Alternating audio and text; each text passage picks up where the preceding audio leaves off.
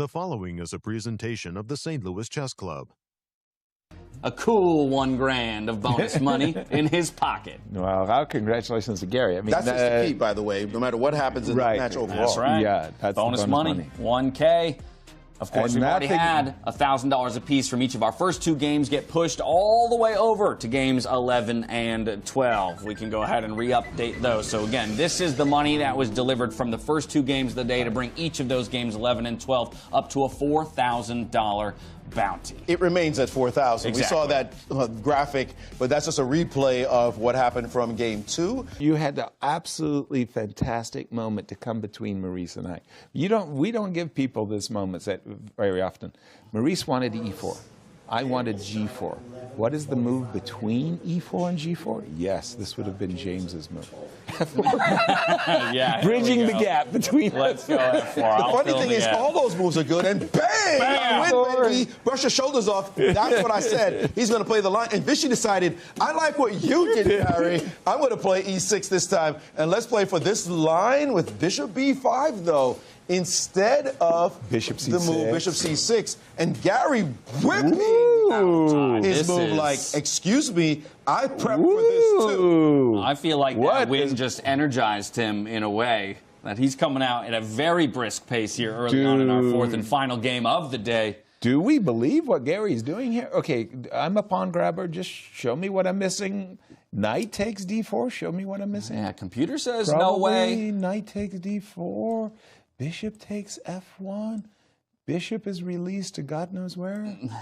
I don't know. And now what? Vichy has decided to do it differently. I'm going to take on e2, and I'm going to take on d4. So, sorry, knight c5 came out. He took on e2. Sorry, Maurice, go for it. What is this? B5? I mean, I don't see it, so I need help understanding. But immediately, the engine is saying, okay, Black's got the game. Well, the whole point is it's mate. Mate. Check.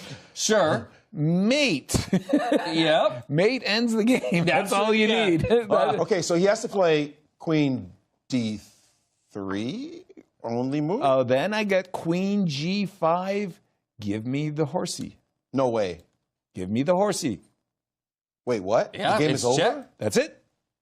Wait, is this what's on the board? What? No, this is my analysis. No, hold on.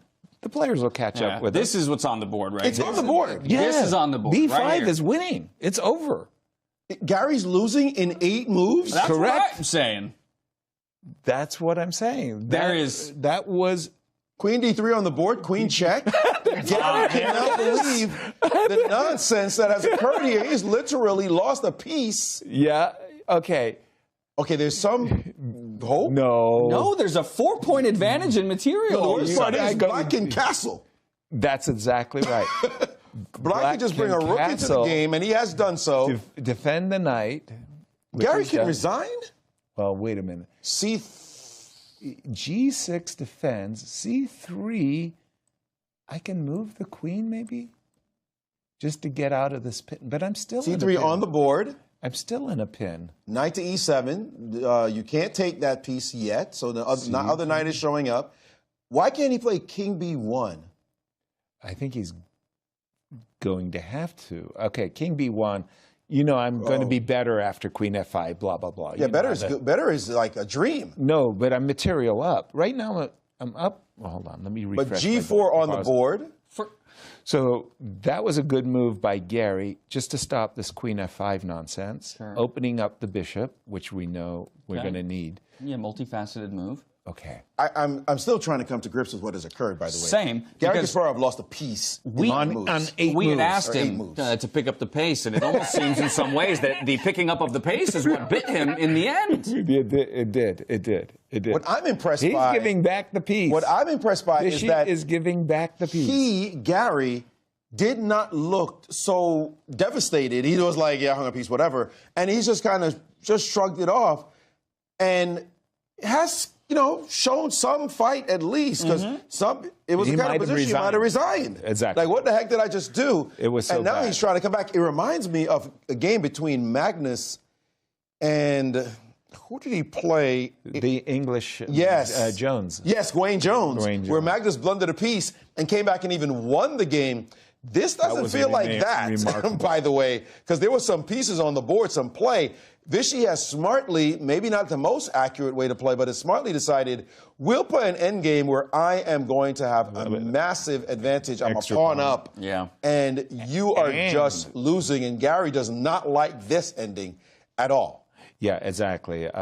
Again, we can question if there wasn't a way of keeping more material, but you're absolutely right. This ending is just so nasty for White. He's traded rooks. He trades rook first with check. And now he's forced to play rook g1, and he's got to hope against hope that somehow Vichy's technique is not up to the task. Knight versus bishop again, by the way. Vichy with the knight. I told this argument over and over. I like me my knight, and I'm going to try to exploit this. One of the things that you try to do whenever you have the knight is secure the knight. So f5, I love this idea that we might, in the near future, play moves like d3 and rook d3. You're securing the knight. Yeah, but bishop e2 to kick your rook, right? So look at this. Interesting. I would have waited for rook e1 myself. I like developing the king. Interesting by Vichy. Yeah, and Vichy does not want to give away that knight for sure. Even he's up a pawn. He doesn't want to see the end game. He's going to slow play this. He has to. Say, I'm up a pawn, and we're just going to keep playing. Let's see you defend this. Yeah, forget about me being a piece up. That's ancient history. I'm a pawn up, and I'm enjoying my extra pawn. Ooh, look at Gary. Gary saying, I've got counterspiel. And now f5, cementing the e4 square, but weakening the e6 pawn. In order to defend that pawn. h7. We've got e6 covered, which is this pawn here is an issue, potentially, and now the rook attacks the pawn, the rook defends, rook attacks again, and now that rook, man, that rook has been dancing. I went to g3, to h3, to e3, to e5.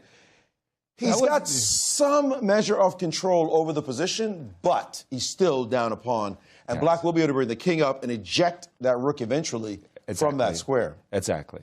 So ideas of a6 and immediate ejection, by the way, James Bond style, you know? With the idea of the idea of pushing that pawn in front of the rook. Exactly. Getting that weakness out of the game.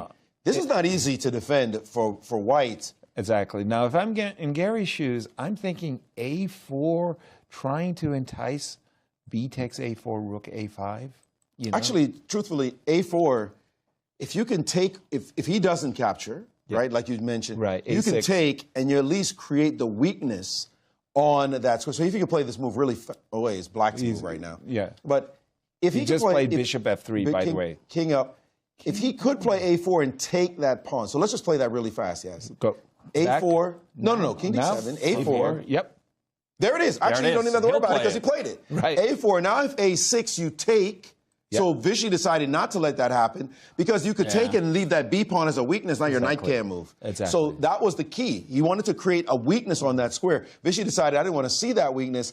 And now Vichy, dramatic capture. This allows back a check. What? And Gary's going to win his pawn back. And Gary's shaking his head like, why? Why did you allow this to happen, Vichy? I'm going to take that. I get both I'm going to take. I'm not even take. Genius. I love it. He decided, I'm not even going to do that.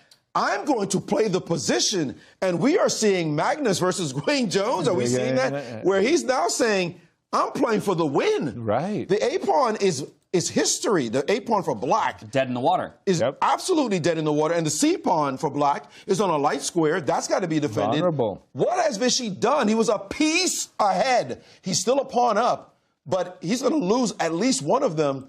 Gary is back in business. Bishop back to e2 or probably d1. Okay. But you're absolutely stunning. Stunning. I mean, wow. Stunning. I think Vichy is shocked himself that he's allowed Gary right back in the game. By the way, he is clock times. I was about to say 3 minutes and 20 seconds to Vichy's name, 1:30 for Gary. But that's interesting to me because it implies that at some point Vichy, in a critical moment, did not take the time he needed to to evaluate the position because he's got almost a plethora. He's got more than half his bank to work Correct. with. He played very quickly, evaluated that piece position where he's going to I'm going to be up a pawn, let me do that. Yeah. Played way too practically, and now definitely it's looking to equalize. For Gary, this is a massive success. If he just handles himself correctly here, he should draw the game, although there is an advantage, a pass, two against one on one side. Yeah. But liquidating this last pawn off on this side